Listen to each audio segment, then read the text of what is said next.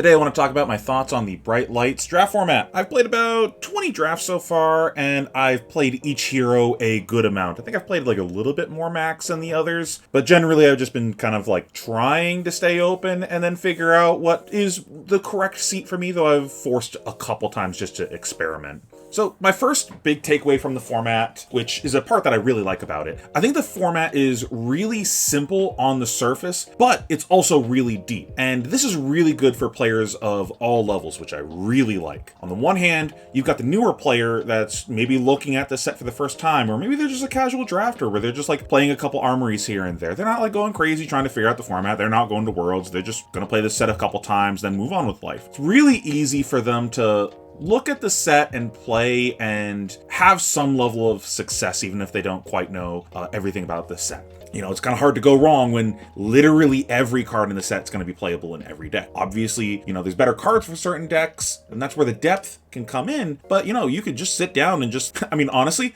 you could just shuffle up the pack, take a random card and pass it for all 42 picks and still have a playable deck. You're not going to end up with any cracked baubles in your deck. Literally everything's playable. So, going to talk about that later, but one of my big things that I like about the format is it's really hard to train wreck, but I will come back to that. But if nothing else, you know, you sit down, you go, okay, well, I want to draft max, and you just take all the boost cards, and you just take anything that just says the word hyperdrivers in the text box. Really hard to go wrong if that's all you do. You play Dash, you take items, you play Teklo, you grab some Evos or things that say Evo in the text box. It's that kind of thing where it's really simple and easy to grasp for a more casual player. But there's depth to it, which I love, and that's been something that I've been personally missing in some of the previous formats. The deck construction of your draft decks is really important in the format, and in previous formats I felt very on rails once the draft started. After like I've identified which hero I am, a lot of the times it's just take the best card for your class. Like, oh, I'm playing Prism, take the Red Herald. Oh, there's no Red Herald, I guess I'll take a blue block 3. It's very simple, and it just felt like you just take your class card and move on with life a lot of the times.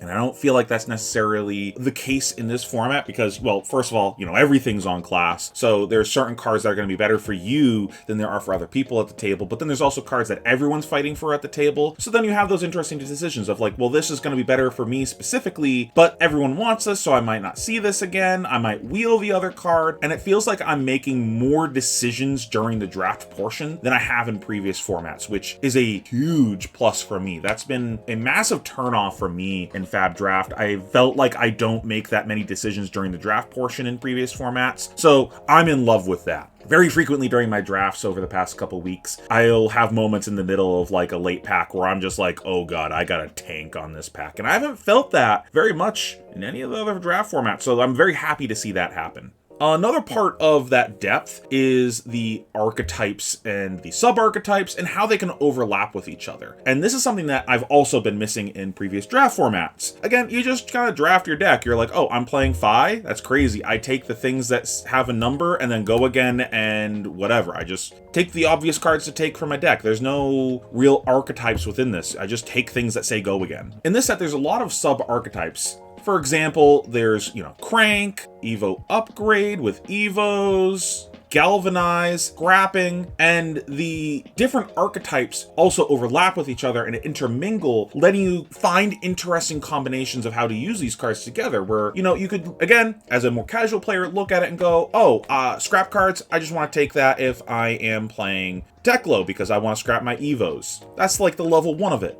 The next level is, well, maybe I could use these scrap cards and the other heroes to interact with the cards they play. For example, maybe I play the 3-for-6 scrap card that puts a steam counter on an item with Crank. Well, now I can play that in my Dash deck and combine that with one of my Crank items that normally I can't really get extra steam counters on it, so I can keep it around for an extra turn and get even more value out of it. And that's, you know, something that you can look for and create combos. Or maybe I want to play a scrap card in my Max deck so I can put a Hyperdriver in my Banish Zone without having to boost it, and then I can play a Gas Up to get the Hyperdriver back into play, getting more value out of my Gas Up. All these little combos and interactions with each other are really interesting, and I think add a lot of depth to the draft portion and your deck building, and let you express creativity and skill expression in how you navigate the draft. Again, something I have been missing sorely in Fab Draft. Now, one thing I don't know really how I feel about is signals in this format. Signals feel kind of weird, and I think it's going to be different when I'm drafting at Worlds and everything, but playing Pro Quests with people that they haven't like played a bajillion drafts of this format and they're less experienced with it,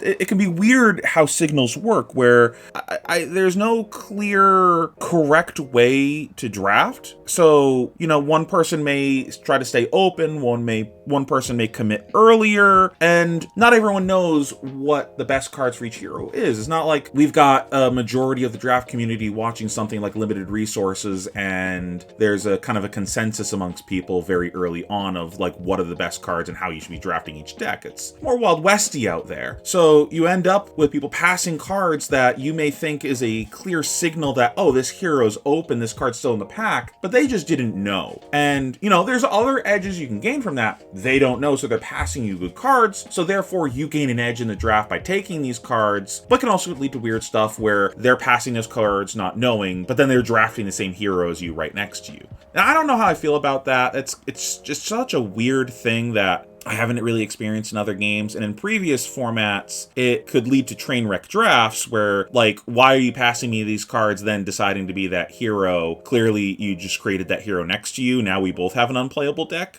But in this format, again, you're never going to have an unplayable deck, so it just might mean that both of you have a bit of a weaker deck, and it's not the end of the world. You just have to navigate the draft differently. But again, they're passing you good cards, so maybe that's not a problem for you. It's weird. I do not know how I feel about this. I'm just kind of voicing that this is something that I have seen in the format. I talked about this a little bit.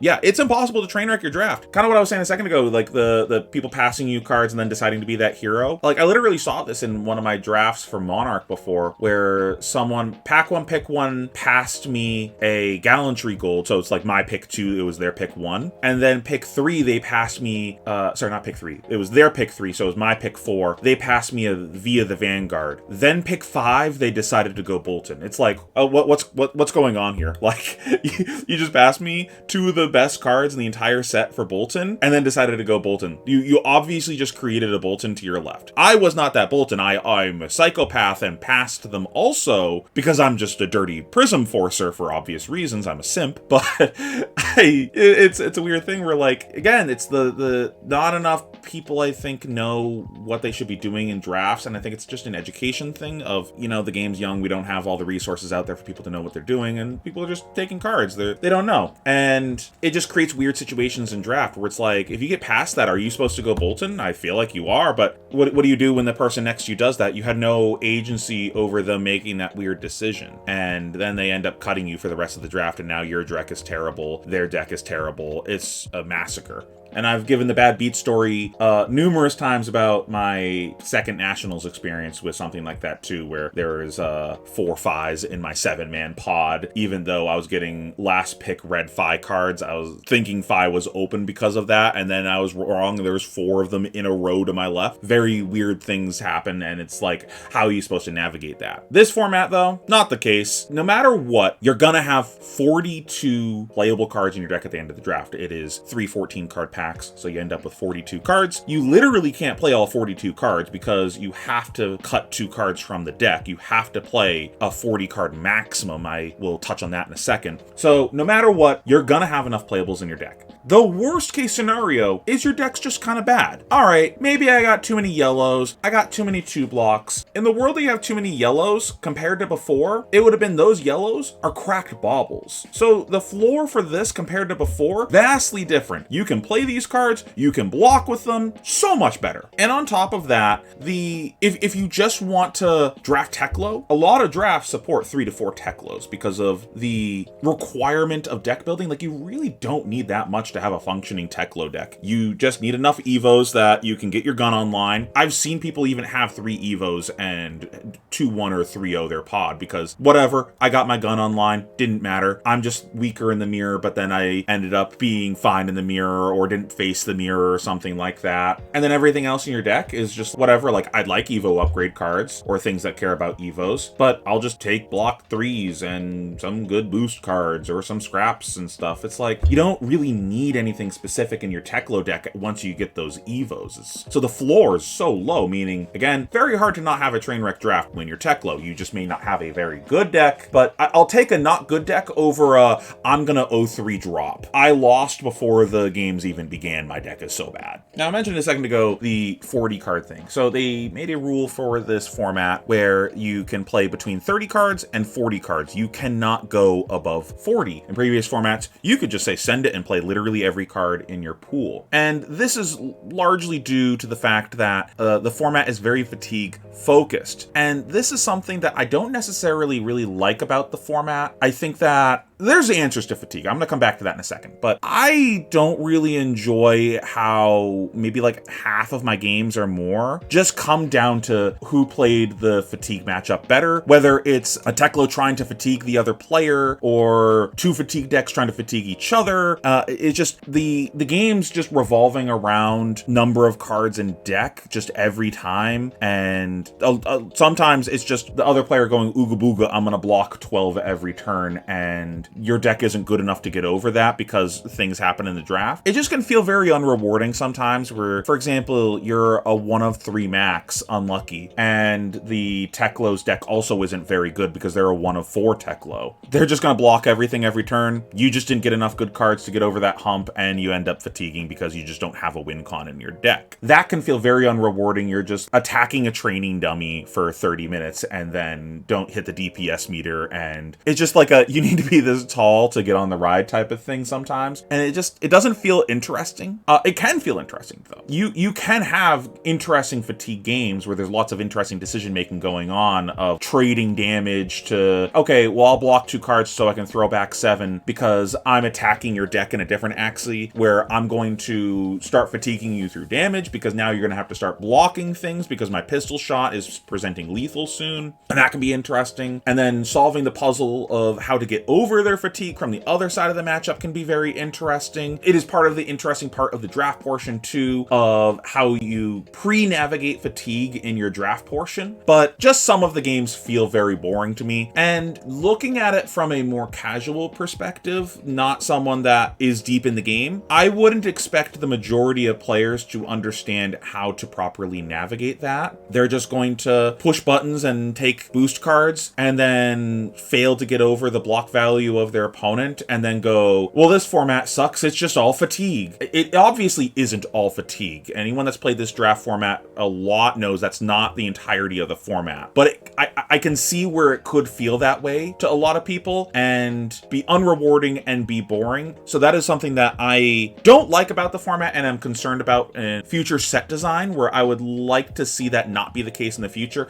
I'm fine with fatigue being a strategy in the format, and the tools are there to deal with it. So I don't know exactly what the fix for that is. I don't necessarily think it's an issue of the breadcrumbs aren't there for how to solve it, because I think there's very obvious answers to it. It's just maybe they made fatigue a little too easy to play and a little too hard to overcome. And if they turned the knob, maybe it flips where fatigue just becomes completely unviable and Max just gets overrun by aggro decks. Like, for instance, what if we made it so Banksy doesn't require a crank and you could just attack every turn? Does that change it where now you just can never block out a Max and they just deterministically kill you with their weapon at the end of the game? You know, I obviously haven't tested these things. I'm not a game designer, but I'm just identifying that I see how this can be an issue for a lot of players, and I'm concerned about that in the future. As I said, there are answers to this problem, which is one of the things that I really like about this format, win cons. I think it's something that's been severely lacking in previous formats as well, and it was one of the things that I really liked about WTR Draft. In WTR, it felt like a lot of games came down to kind of cheesing a win, if you want to call it that, where you kind of kill your opponent out of nowhere with either a dominate or a reaction or something like that. And then there's this cat and mouse that would happen where I have a slogism with a pummel or something like that. I don't know, just like I have these things that can like get those last couple points of chip damage into my opponent. My opponent knows that I have that because I pitched it, so they may try to play D-react on that turn or something, and it can create these interesting situations where you're trying to reverse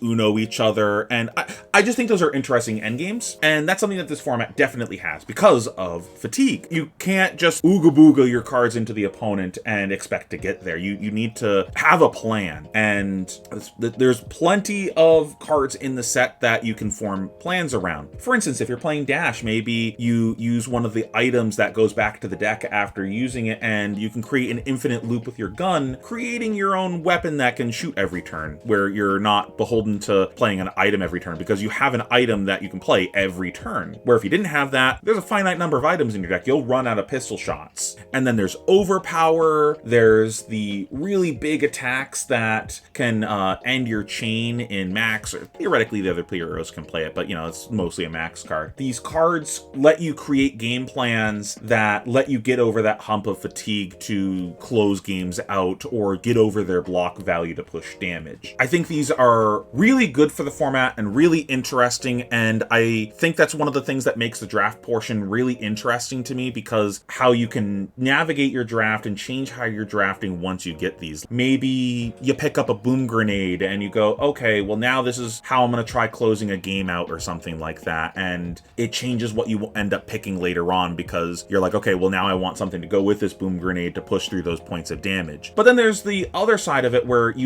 if you're playing fatigue that your opponent's trying to do these things like using overpower or something, so you end up grabbing block cards to counter their counter, and it's just the same as in WTR where it's reactions and then de-reacts and things like that, really boiling down to evasive damage and counters to evasive damage. I think this is really good set design, and I really enjoy it quite a bit. One aspect of it that, kind of going back to the fatigue thought from a moment ago, that I don't like, I guess kind of answering my question if I don't know what the answer to that is I think that one of the issues with Teklo is it doesn't actually need a win con a lot of the times, because it just has the gun that is the win con. Like, your win con, and the only thing that you're looking for in the draft is have some evos. And once you get those evos in play, you've assembled your win con for a lot of your games. So you don't really need to do anything else after that. You don't need to find a way to close the game out. You can. You can add these things to your deck and it'll make it better, but you don't need to do that. It's such a low floor of what you need for your deck. My favorite thing in the entire format is just Dash in general. Dash has been the most fun playing Flesh and Blood I've had in a long time. It's so rewarding and skill intensive playing that deck. There's so much decision making you're doing on both sides of the turn of, okay, do I play this from the top of my deck? Do I boost it? Do I crank it? Do I sandbag these counters on my gun? Maybe I want to play this and save it for next turn and not crank it. Maybe I want to pitch this card so that way it can come back later and I can play it off the top of my deck. It's just like infinite decision trees. It's so much fun. It almost feels like what it was like playing Prism back in the day of Aura Prism, which honestly makes sense. You're playing zero block instants that kind of accrue small bits of value here and there, and you're trying to like nickel and dime your opponent a lot of the time. I really, really enjoy playing Dash. She's so much fun. If you haven't tried it yet, try it out. It's gonna be hard playing the deck, I'll tell you that if you haven't really played her yet. Very difficult to navigate games with her, but like when you do the thing, it's just a chef's kiss, so rewarding. One thing that I don't know how I feel about again is bombs in the format. One thing that I didn't particularly like very much in Magic was bomb heavy formats like for instance War of the Spark. You'd have these rares and majestics that could decide games when they're cast. I haven't really felt like that's been the case in Fab in any of the sets, because you drew a good card, cool, whatever, maybe you get a point or two extra this turn, didn't really impact the game that much beyond that, because it's a turn-to-turn game. It's not like you have this Baneslayer Angel in play now. If I don't find an answer to it in the next 2 turns, I just lose the game because that just runs away with the game. That's just like not how Fab plays usually.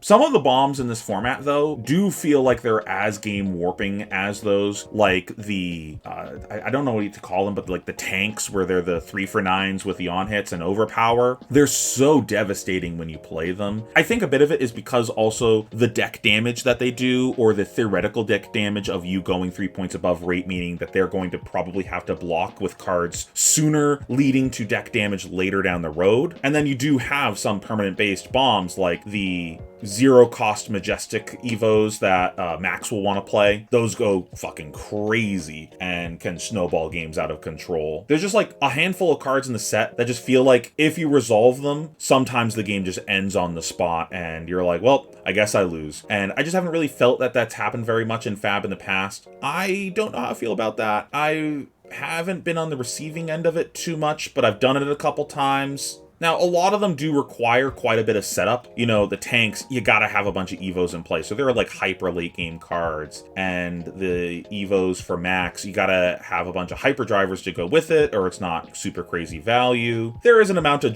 hoop jumping to go through when you do these things. So maybe it's fine. And with how fatigue focused the format can be, having some things to kind of go over the top and punish that, maybe that's the correct way to go about answering that, to punish people for turtling. Again, not really sure how I feel about that, but I do like that a lot of the bombs have been removed from the format, because in the past, a lot of the only bombs we'd have to deal with would be like legendaries, and with them being in the expansion slot instead and not being a part of the draft, I think has been a net positive, and it has made the drafts more enjoyable for that aspect. Now, weirdly enough, before this, I have never actually played with or against a legendary in a single draft I've ever played in Flesh and Blood. I think that is statistically ridiculous. Like, the fact that that's never come up. Odds are that should have happened at some point. I have drafted a legendary once, but it was like in an eclipse when I was playing Prism, and I saw $30, so I took it. I'm not disciplined.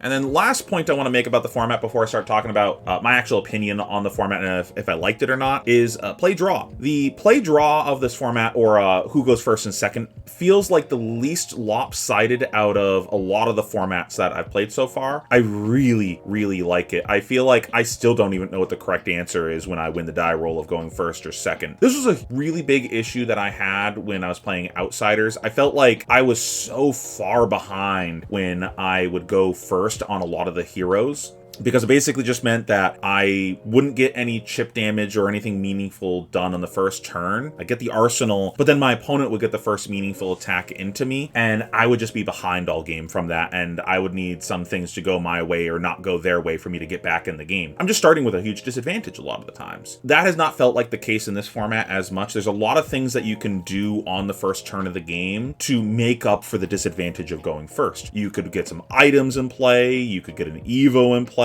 you can do deck damage to your opponent. Again, it's a fatigue format, so like you may not get damage, but essentially milling your opponent for a couple cards by attacking them could be good enough to put you ahead in the fatigue race, where, you know, maybe they're playing fatigue and you're not. You don't care about the damage they do to you on the crackback. Your life total is fake. Deal damage to their deck. Maybe that's more relevant, and you end up decking them out in the end because they block too much. There's a lot of nuance to it, and I think I really like that. It doesn't feel like I'm just behind by going first or second. Now, there is the side of if you're playing Dash, or you just happen to draft, it could not be Dash and you just have a lot of items, but, you know, most of the time it's going to be your Dash. If you go second and you draw a heavy item hand and your opponent just decides to ooga booga you on the first turn, you just take a ton of damage, and maybe you can't win the game from there because you're just like, man, I just started the game at 10. I guess I lose. There is that, but there's ways to mitigate that, theoretically, drafting less items or drafting some armor that could block on the first turn or something. You know, there's things that you can do, but that's like the only thing I've really noticed in the format that feels bad of going first or second. I guess could feel bad going first into Tech Low. You don't really do much to them on the first turn, and then they get to play an Evo on turn 0. That kind of sucks, but I don't know. It feels nuanced. I really like how play draw has played out so far in this format, so that's been a thumbs up from me.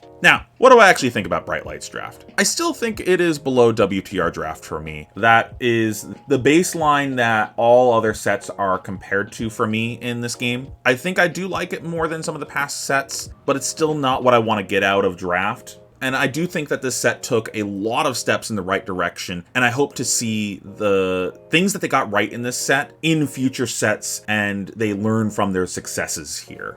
Now, I said it's not what I want to get out of draft. So what is missing from this for me? I want to see them go deeper on archetypes. Archetypes is the like number one thing that I love in draft, where there's like all these like little niche sub things that you can be doing in the format. Like for instance, cycling matters, or big creatures matters, like in Magic. Things like that, where, you know, it's one thing just saying, oh, I'm a black-red deck. It's another thing saying, I'm black-red sacrifice, or I'm black-red discard, or I'm black-red mid-range with some burn spells and removal spells. There's like all these different things that you could do within a color pie that is what can make Magic drafts really interesting, where you're not fighting over the same cards as the person that's the same colors as you necessarily. Like, for example, I had an idea of something that they could do in the next set that could be really interesting. I was thinking, oh, you know, it'd be cool, instead of us drafting class and talent, we drafted class and weapon type. You make all of the weapons in the set generic, but you make it so all the weapons have some text on them where they get better if you're a specific class. Kind of think of it like if you've played D&D before, there's weapon proficiencies. I could be brute and wield an axe, but I don't get as much out of that axe as if I was a warrior. But I could still do it, like I could pick up the weapon. And I think that fits the flavor of the set too. Think of it like you're going into the gladiator pit, and as you're walking out, they have the weapon rack on the side, and they're like, pick your weapon that you want to duel with type of thing. There may not be any weapons on there that you're proficient with, but you still got to pick the one that's best for the situation that you're dealing with. And then what you can do with that is, okay, you know, I start off the draft, I am, you know, starting off, okay, Guardian's pretty open, I'm gonna go Guardian, and I'm picking up all the Guardian cards. And I'm thinking like, okay, you know, Hammer Guardian, obviously best thing I could be doing if I'm Guardian, but all the Hammer related cards just like are drying up. Clearly that there's other people taking all those cards. But I see all the Axe cards are open, so I'm like, all right, maybe I just go Axe Guardian. Obviously, I'm worse with an Axe, but better to have all of the Axe cards than to have none of the Hammer cards, and I just like basically am only drafting a monocolor deck, which would be a mono Guardian deck. So I have these payoff cards that I'm able to draft. And I think this does a good imitation of what the color system does, of like, I'm drafting a 2-color deck. I'm drafting class, and then I'm drafting all the cards that care about the weapon that I'm using, and I can mix and match, I can overlap. There's deeper archetypes I can do within them. I think that could add a lot of depth to the different formats. I think that's kind of what they were going for with the talent system back in Tales of Aria with the elements, but it just didn't feel like it panned out that way. It just felt like a lot of the times you're just like incentivized, just take the best card in the pack for whatever it was. I didn't feel like I could reasonably draft a mono element deck. Like I'm not going to get Earthbriar or something like that a lot of the times, because everyone's fighting over those cards with me because so many people are trying to draft Oldhim and Briar. You know, there are self-correcting things with this format. That was just like my impression on that format. I think that was what they were trying to go for, and this is a way that I think they could go about it, where like, you know, you can draft Earth Lexi. It's not going to be good, but hey, maybe no one else in the draft wanted Earth cards, so you get rewarded because you're able to pick up all these things and find the payoff cards to go with them. Obviously not how Tales works, I'm just kind of making an example there. That's all my thoughts on the draft format so far. What do you guys think about the draft? Have you guys been enjoying it? Are there any complaints that you've had so far, or things that they can improve on? I'd like to hear in the comments below. If you enjoyed this though, please hit that subscribe button. It really helps support the channel. And as always, thank you so much for watching.